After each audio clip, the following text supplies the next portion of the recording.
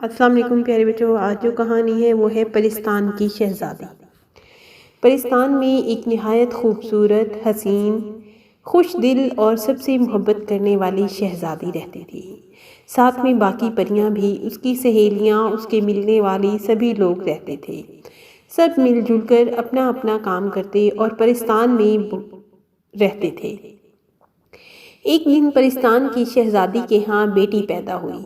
اس نے اس کا نام ارینا رکھا اور ارینا کی دعوت کے لیے اس نے پورے شہر میں لوگوں کو پیغامات بھجوائے کہ ارینا کی آج دعوت ہے، سب لوگ اس کی دعوت کھانے میں شامل ہوں۔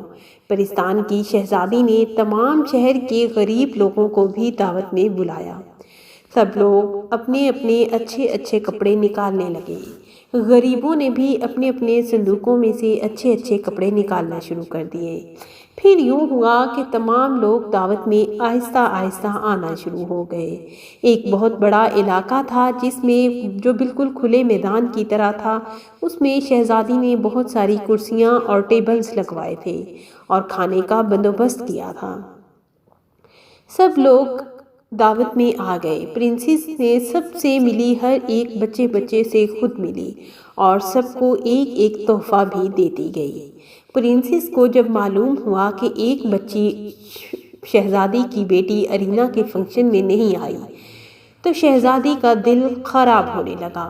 شہزادی نے کہا، ایک نیک دل اور رحم دل خاتون ہونے کی وجہ سے شہزادی نے کہا کہ مجھے اس بچی کے گھر ابھی اور اسی وقت لے کر جاؤ۔ ایسا نہیں ہو سکتا کہ میری بیٹی کے فنکشن میں کوئی بھی نہ سب لوگ آئیں اور ایک بچی نہ آئے، میں یہ برداشت نہیں کر سکتی۔ شہزادی نے فوراً ایک بہت بڑی گاڑی نکلوائی اور اس میں جا کر اس بچی کے گھر پہنچ گئی۔ وہاں پہنچ کر کیا دیکھتی ہے کہ بچی اپنے کمبل میں لیٹی رو رہی ہے۔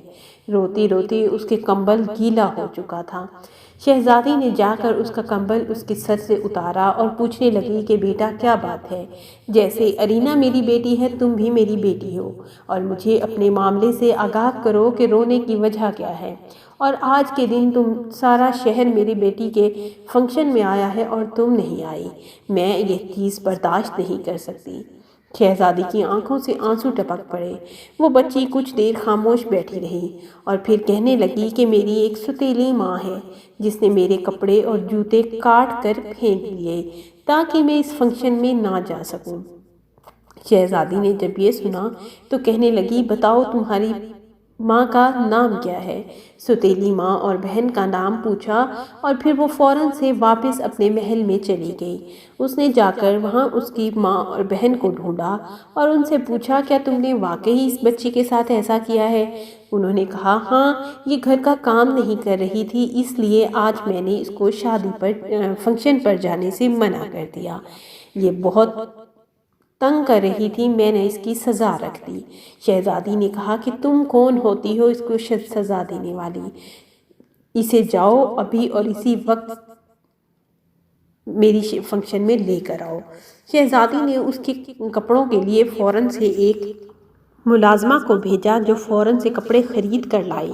اتنا خوبصورت اور عالی شان کپڑے اور جوتے اس کے لیے لائے گئے اور جسے وہ پہن کر بچی شادی میں آ گئی۔ شادی میں کیا آئی تو اس نے اتنا انجوائے کیا۔ ستیلی ماں اور بہن فنکشن میں سے واپس چلی گئی۔ کہنے لگی، جہاں یہ ہوگی وہاں میری بیٹی نہیں آئے گی۔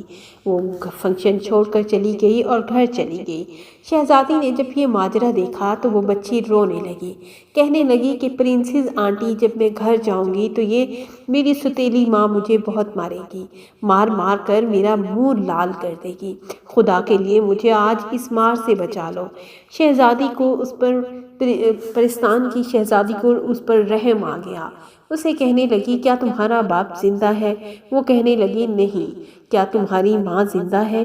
وہ کہنے لگی، نہیں، میرا اس دنیا میں اللہ کے سوا کوئی نہیں ہے، میں تنہا رہتی ہوں اور ان ماں بیٹی کی مار کو اور ڈانٹ کو برداشت کرتی ہوں، ہو سکے تو مجھے ان سے بچا لو۔ پرنسس کو اس پر اتنا رحم آیا، پرستان کی پرنسس نے اپنی پرستان کی تمام پریوں کو بلایا اور ان سے کہنے لگی کہ اگر تم مجھے اجازت دو کہ یہ ایک انسانی مخلوق ہے، اس کو میں پناہ دینا چاہتی ہوں اپنے اس پرستان میں، اگر تمہیں کچھ برا نہ لگے تو میں اس کو اپنے پرستان میں ایک معصوم بچی کو رکھنا چاہتی ہوں۔ ان سب نے کہا کہ ہم اتنے ظالم نہیں ہیں کہ ایک معصوم بچی پر ظلم ہونے دیں، ہم سب بھی یہی چاہیں گے کہ اس کو ہم اپنے اس پرستان میں رکھ لیں۔ اس سب کی سب پریاں اس کی دوست بن گئی۔ اس دن سے انہوں نے کہا کہ بیٹا تم ہماری بیٹیوں جیسی ہو، کچھ نے کہا تم ہماری بہنوں جیسی ہو، اور کچھ نے کہا کہ تم ہماری دوستوں جیسی ہو، ہم تم سے کبھی کوئی کام نہیں کروائیں گے، اور تم جو چاہو گی، جس کے ساتھ رہنا چاہو گی، جب تمہارا دل چاہے گا تم وہاں رہنا، جو تمہارا دل چاہے گا تم وہ کھانا، جیسے تمہارا دل چاہے گا کھیلنے کو تم ویسے کھیلنا، لیکن ایک بات کا خیال رکھنا، ہمارے اوپر جن اور بھوت بہت زیادہ ہوتے ہیں، تمہیں ہمارے ساتھ اس چیز کی پرواہ کرنی ہوگی کہ ان جنوں اور بھوتوں سے بچنا ہوگا، اور صرف اس بات میں ہماری بات کو ماننا ہوگا۔ بچی کہنے لگی ٹھیک ہے، میں آپ لوگوں کے ساتھ رہ کر بہت خوش رہوں گی۔ پرستان کی پرنسس نے اسے ایک بہت پیارا کمرہ دے دیا جس میں وہ رہنے لگی اور اپنی تمام دوستوں سے شام کو نکل کر کھیلتی، کبھی فٹ بال کھیلتی، کبھی کرکٹ کھیلتی، اور کھیلتے کھیلتے پھر اس کی کافی ساری فرینڈز بن گئی۔